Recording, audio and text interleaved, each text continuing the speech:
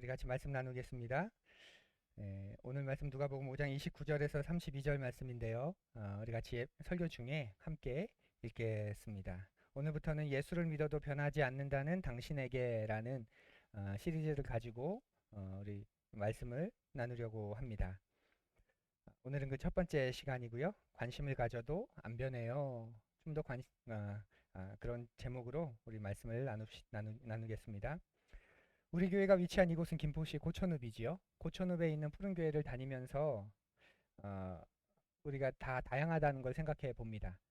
고천과 아무 상관없이 지내는 분도 계시고 일부러 교회가 있는 동네이니까 하면서 이곳저곳을 둘러본 분도 계십니다. 그래서 목사님 여기 가니까 이런 식당이 있는데 거기서 밥 한번 먹지요 하고 저에게 맛집을 소개해 주는 분도 계시고, 어떤 분은 친정이 이곳에 있어서 저보다 이곳에 대해 더 먼저 알고 익숙하고 또 잘하는 분도 있습니다. 한 동네에 있는 교회를 다니는데 그러고 보면 참 여러 층의 사람이 있는 것 같아요. 그렇게 보니까 교인들도 비슷하지 않을까 하는 마음이 들었습니다. 같은 교회는 다니지만 여러 층이 있는 거죠. 먼저는 교회만 다니는 사람이 있겠죠. 꾸준히 교회에 출석합니다.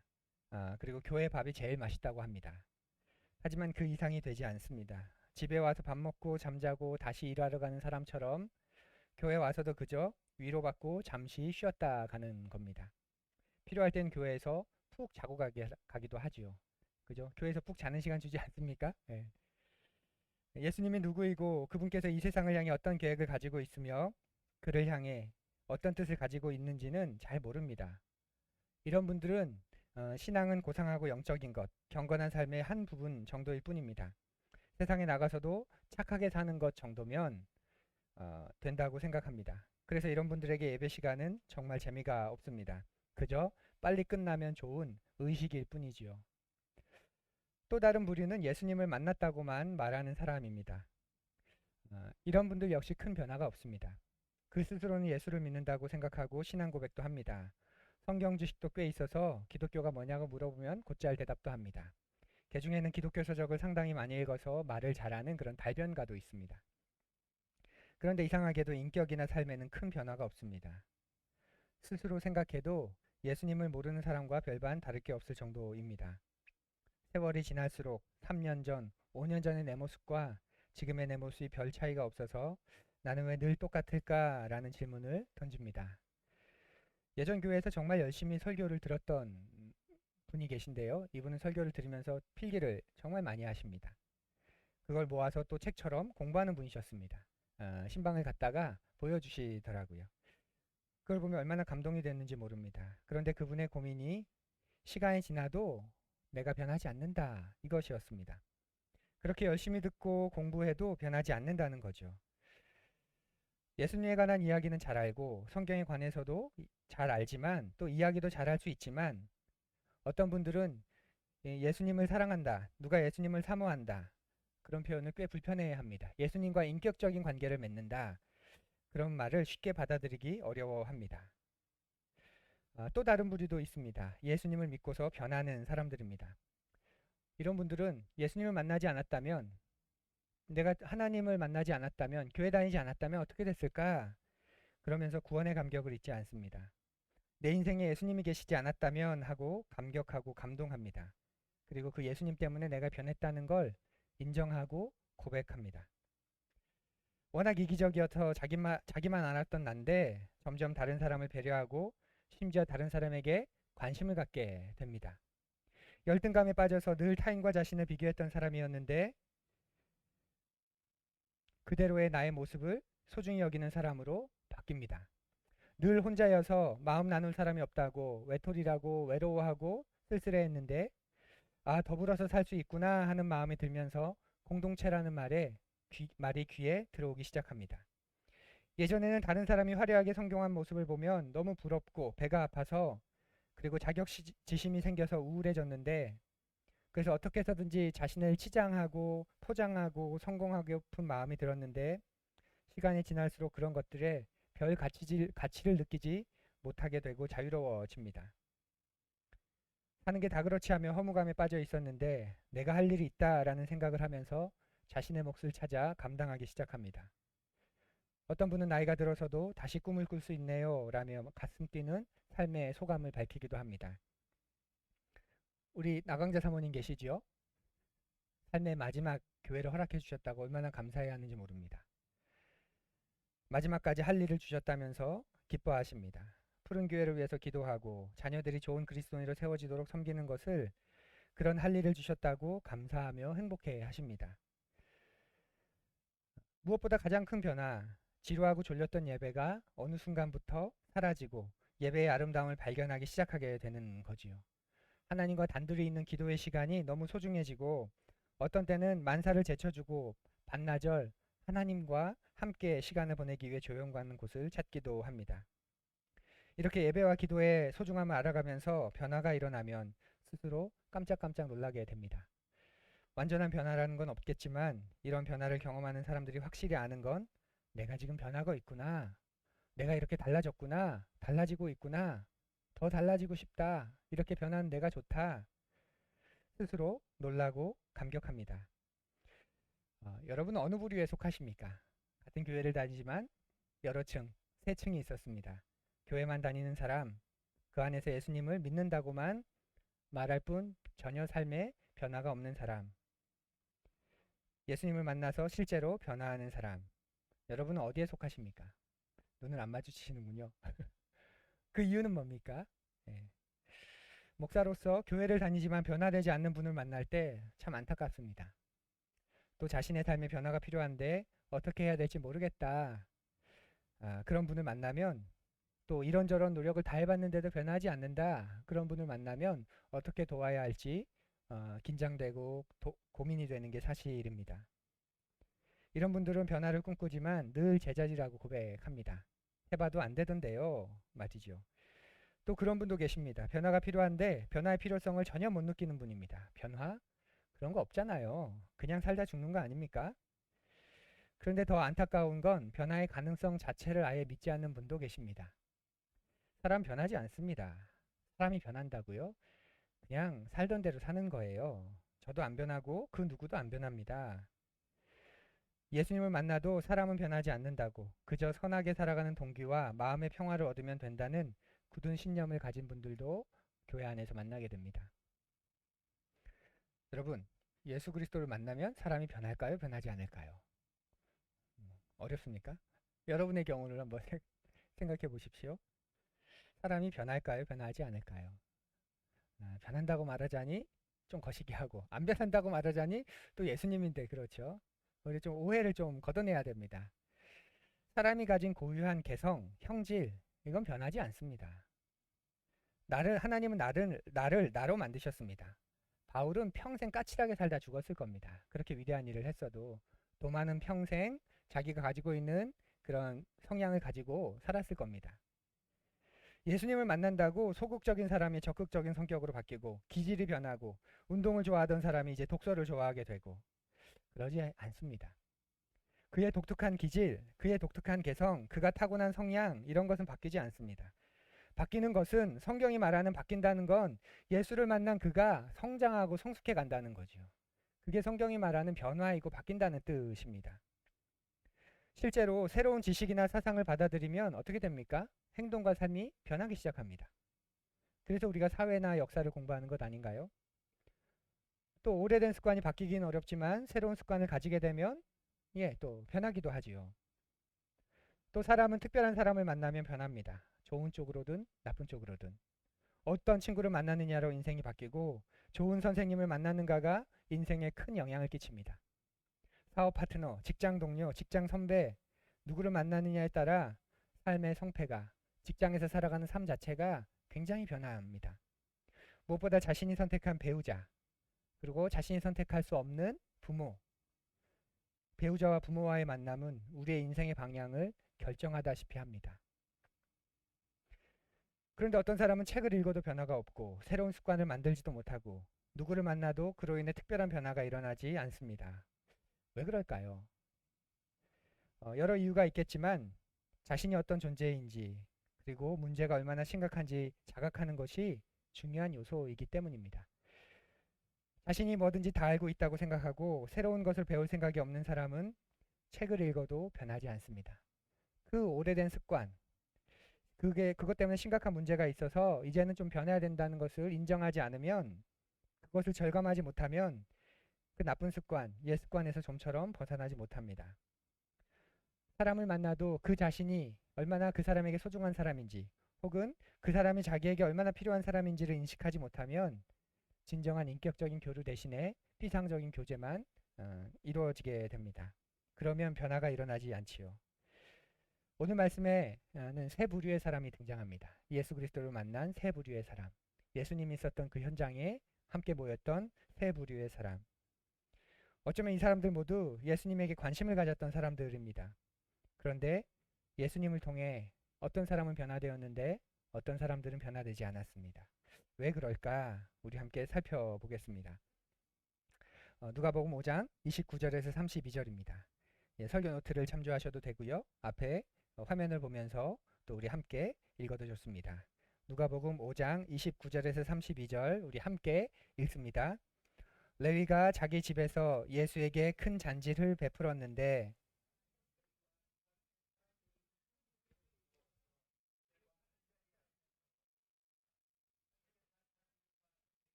아멘.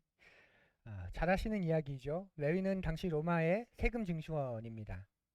로마의 식민지였던 이스라엘 백성에게 로마로 내야 되는 세금을 징수하고 나머지 차액은 자기가 착복하는 그런 사람으로 받아들여지던 그 식민지 하에서 그런 그 암적인 그런 존재였습니다.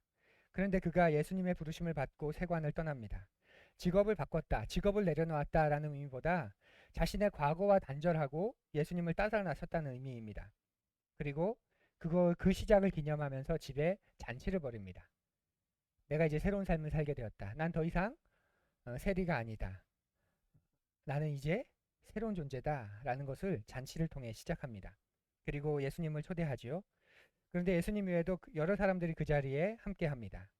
그 사람들을 우리가 좀 살펴보면 좋겠는데, 이 잔치에는 먼저 율법을 잘 지킨다고 말하는 바리새파 사람들, 바리새인들이 모여 있습니다.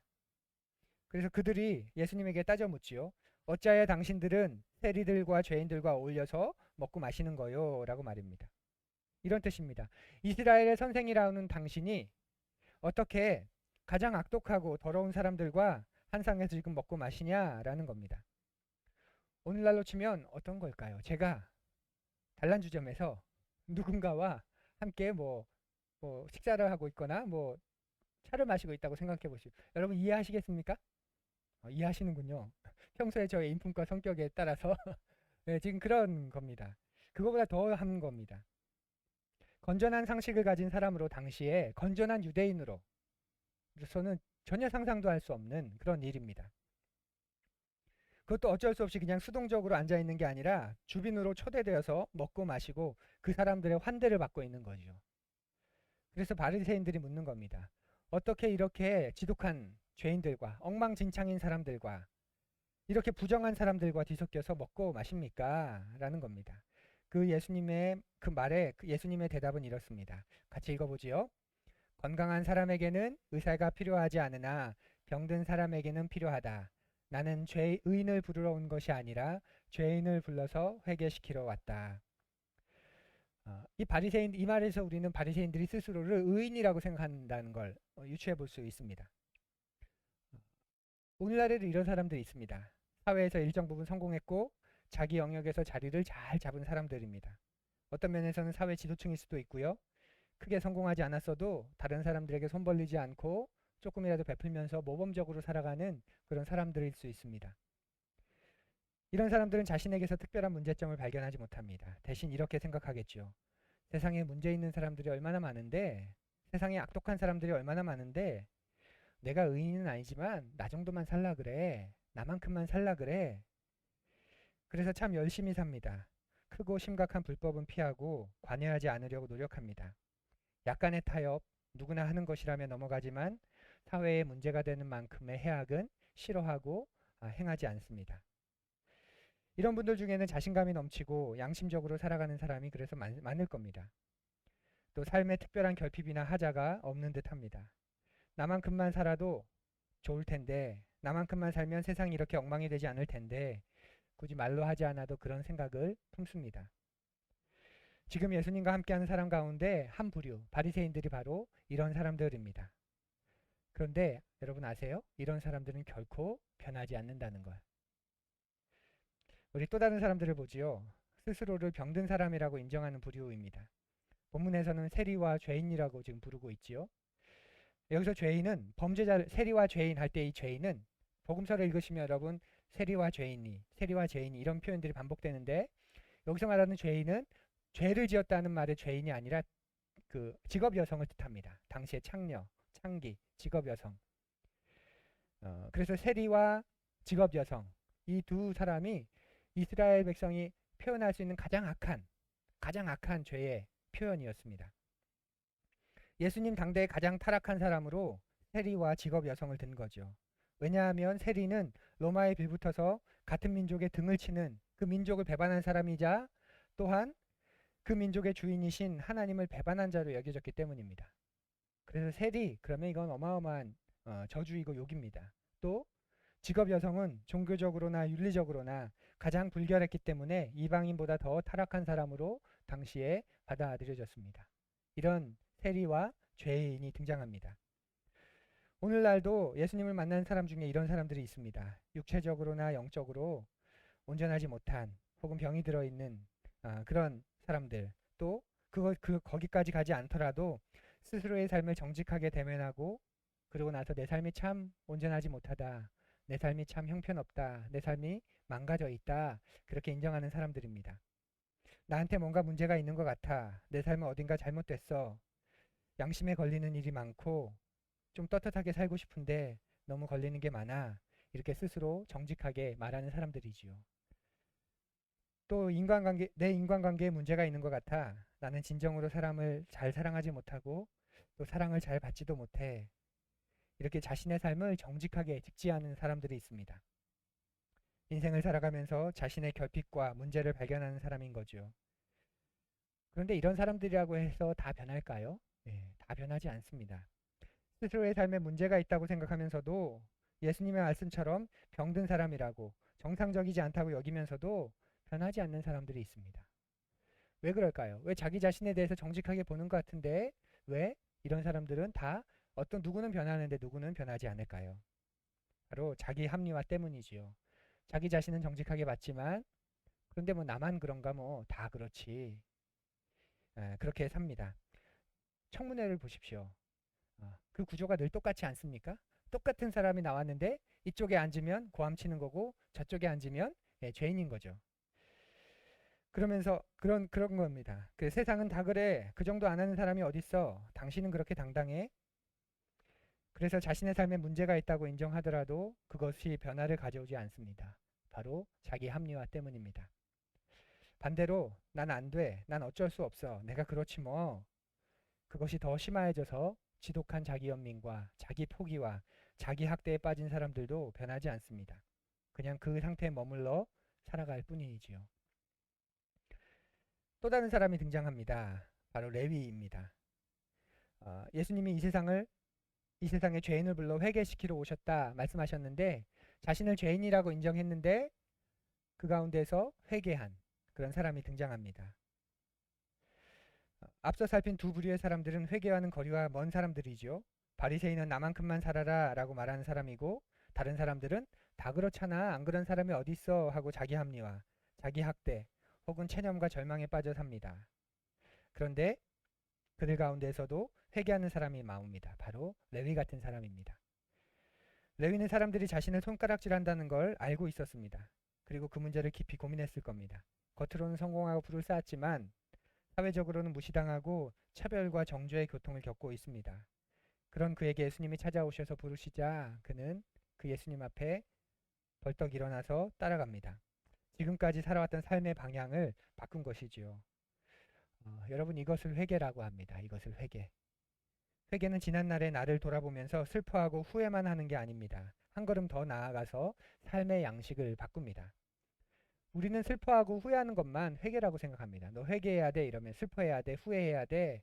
나 회개했어. 그 말은 그래 나 가슴 아파하고 있어. 이거를 회개라고 생각하는 경향이 있는데 회개는 그 이상입니다. 여러분 시간이 되신다면 올해 데살로니가 전서를 한번 읽어보십시오. 데살로니가 전서 짧은 장입니다. 그런데 그 안에 회개가 무엇인지 돌이킨다는 어떤 것인지 아주 잘 나와 있습니다. 회개는 지금까지 자기가 중심이 되어서 자기 멋대로 살던 사람이 하나님 중심으로 삶의 근본 중심을 바꾸는 전환, 그거 회개입니다. 윤리적인 문제나 도덕적인 흠결이 아니라 더 본질적인 하나님과의 관계에 대해서 눈을 뜨는 것이지요. 그래서 하나님과의 관계를 회복해야겠다고 결단합니다. 그리고 그렇게 결단한 사람만이 변화할 수 있다라고 성경은 가르쳐 줍니다. 많은 사람들이 죄를 상대적인 개념으로 생각하는 거 아세요? 다른 사람과 비교해서 죄가 없다 이렇게 생각하는 겁니다. 저 정도면 나 정도면 나쁜 거 아니야 그렇게 말이죠. 그런데 그거 아십니까? 그런 태도가 변화를 가로막는 가장 큰 걸림돌이라는 것을 말입니다. 우리가 다른 사람과 나를 비교하면 다른 사람의 죄와 나를 비교하면 어떤 일이 생기는 줄 아세요?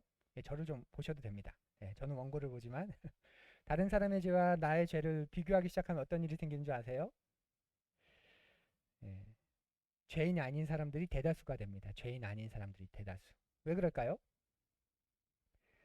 여러분이 내가 죄인이냐 아니냐를 따질 때, 그래서 누군가와 비교할 때 나보다 선한 사람과 비교하시겠어요? 나보다 악한 사람과 비교하시겠어요?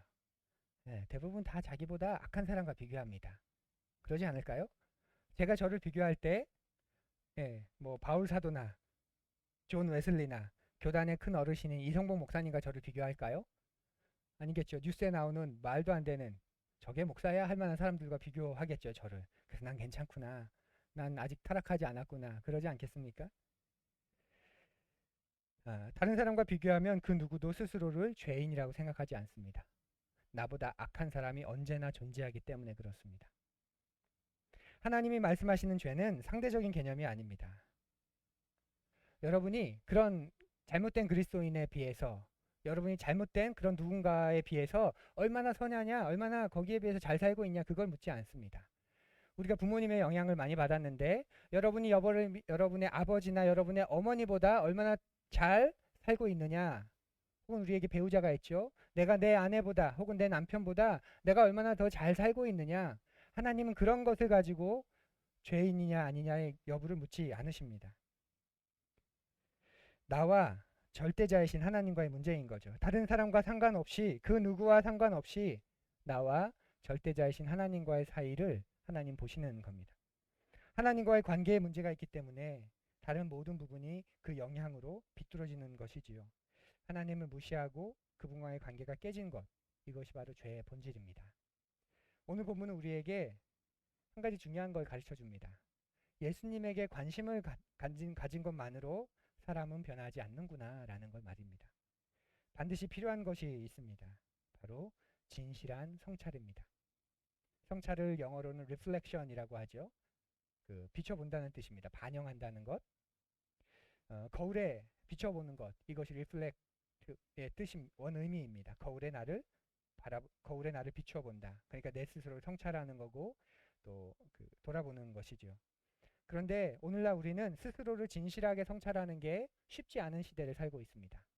왜냐하면 우리에게 거울이 없기 때문에, 거울을 잃어버렸기 때문입니다. 오늘날 우리가 자주 사용하는 거울이 있긴 합니다. 그 거울은 다른 사람이라는 거울입니다. 남에 비추어서 자신을 평가합니다. 자기보다 훌륭하고 나은 삶과 비교하는 삶이 몸에 배는 사람들은 늘 열등의식에 빠져 있고, 반대로 자기보다 못난 사람이나 부족한 사람과 비교하는 것에 익숙한 사람은 은근한 우월의식에 젖어 삽니다. 보통 사람은 이 둘 사이를 왔다 갔다 하지요. 그래서 이처럼 왜곡된 성찰이 넘쳐날수록 진정한 성찰은 하기가 어렵습니다. 또 오늘날은 다른 그리스도인들 때문에 성찰에 어려움을 겪기도 하지요. 예수를 잘 믿어도 뭐 별거 없네, 별반 다르지 않네, 뭐 직분을 받아도 저렇게 뭐 목사라고 해도 별거 아니네, 그렇게 생각하는 사람들이 적지 않습니다. 근데 반만 맞는 말입니다. 반만. 왜냐하면 변화에는 시간이 필요하기 때문입니다. 그리스도인이라고 눈에 띄는 변화를 보이기까지는 상당한 시간이 걸리기 때문에 별반 다르지 않네 라는 말은 섣부른 판단입니다. 그래서 틀린 말이지요. 그러면서도 실제로 아무런 변화 없이 서두에 이야기한 것처럼 교회만 왔다 갔다 하는 사람들이 존재하고 있기 때문에 또 가슴 아프지만 반은 맞는 말입니다. 그리스도인조차 주변에서 자신을 제대로 비춰볼 겨울을 찾기가 쉽지 않습니다. 높아심에 드리는 말씀인데 시간이 필요하다고 말씀드렸잖아요. 우리 변화는 긴 시간을 필요로 합니다. 제발 우리 서로에게 그런 말 하지 맙시다. 교회 다녀도 별거 없네. 교회 갔다 와도 별거 없네. 뭐 이런 거. 기도했는데 별거 없네. 이런 거. 우리는 그걸 변화되어가는 과정 가운데 있기 때문에 그러는 거죠. 사랑하는 푸른이 여러분, 여러분을 성경에 비추어 보십시오. 여러분이 성경을 읽는 게 아니라 성경이 여러분을 읽도록 하십시오. 하나님의 말씀에 여러분을 대변하십시오. 그 말씀에 여러분을 비춰봐야 합니다. 그래야 여러분이 살고 여러분이 변합니다. 자기 자신을 돌아보지 않으면 하나님을 만날 수 없습니다. 인간이 가진 가장 놀라운 모습 가운데 하나가 그거잖아요. 성찰하는 것. 거울에 비추어서 내 모습을 바라보는 것. 진리 앞에서 자신을 성찰하는 것. 그래서 나를 진리를 닮는 그릇으로 나를 만드는 것. 이것이 인간이 가진 놀라운 능력입니다. 예수님을 만나서 변화하고 싶다면 자기 자신을 먼저 만나야 합니다. 자기 자신을 만나기 위해서는 우리에겐 정직한 진실된 거울이 필요합니다. 여러분은 여러분을 무엇에 비춰보고 계십니까? 우리는 다 우리를 비춰보는 거울이 있습니다. 저는 한동안 오랫동안 저의 아버지가 저의 거울이었습니다. 나 아버지보단 나아. 아버지와는 달라. 아버지처럼은 아니야. 저는 늘 제 자신이 비춰보는 거울이 저희 아버지였던 적이 있습니다. 여러분은 여러분을 무엇에 비춰보고 계십니까? 그 거울은 여러분이 비춰봐도 충분한 그런 거울인가요? 여러분의 삶이 겨우 그것보다 나으면 충분하다고 생각할 수 있는 그런 거울입니까? 제가 아이들과 서울랜드에 꽤 여러 번 갔는데 거기 가보면 재미있는 거울이 있습니다. 홀쭉하게 만들고 뚱뚱하게 만든, 그러니까 거울에 굴곡을 준 거죠. 거울을 왜곡시킨 거죠. 그 앞에 서면 갑자기 홀쭉해지고 뚱뚱해지고 또 어떤 거울은 거꾸로 서 있게 만들고 이런 거울들입니다. 분명 거울이어서 보여주기는 하지만 어느 정도 또 볼 수는 있지만 정확하게 보여주지 않습니다. 그런 거울에 나를 맡기고 싶지 않습니다. 그런 거울에 나를 평생토록 비춰보고 싶지도 않습니다. 예수님을 만나 변하고 싶다면 나를 먼저 만나야 합니다. 진짜 내가 누구인가? 그게 첫 관문입니다. 그렇게 예수님을 만난 그리스도인은 일상에서 자신을 성찰하는 훈련을 합니다. 예수를 진짜로 만난 사람들의 특징인 거죠. 아니 어쩌면 특권입니다. 특권. 나를 비춰보는 정확한 거울, 소중한 거울을 가지게 된 것. 놀라운 특권입니다. 그리스도인으로 산다는 건 예수님을 만나기 전에는 양심을 통해서 그리고 예수님을 만난 후에는 예수 그리스도 그 맑고 깨끗한 거울을 통해서 끊임없이 일관되게 자신을 비추어 보며 사는 사람입니다. 거울이 올바르니까 비춰보면 비춰볼수록 내가 온전해지겠지요. 잘못된 거울에, 왜곡된 거울에, 지저분한 거울에 여러분을 비춰보십시오. 비춰볼수록 여러분은 망가집니다. 3월까지 2달간 예수님에게 관심은 있지만 자기 자신을 정직하게 바라보지 못한 사람들의 이야기를 살피려고 합니다. 신앙생활과 관련해서 무언가는 늘 하고 있는데 그리고 했었는데 끝내 장애물에 걸려 넘어진 사람들 이야기입니다. 그런데 놀라운 것은 예수님은 그런 사람들을 계속해서 찾아가신다는 사실입니다. 사랑하는 푸린 여러분, 겉으로 드러나는 신앙생활 너머에 있는 우리의 내적인 장애물을 넘어섭시다. 그리고 우리를 찾아오시는 예수님을 진실되게 만나는 우리 봄이 되면 좋겠습니다. 그래서 내가 성장한다는 것, 내가 성숙해 간다는 것. 나 정말 이렇게 바뀌고 있는 게 너무 좋아. 더 바뀌고 싶어. 기대가 돼. 나의 나중의 모습이 정말 소망이 되고 기대가 돼. 그렇게 우리 스스로에게 기대하고 소망할 수 있는 그런 봄이 되기를 간절히 고대합니다. 우리 다 함께 조용히 눈을 감고 거듭의 기도 드리겠습니다.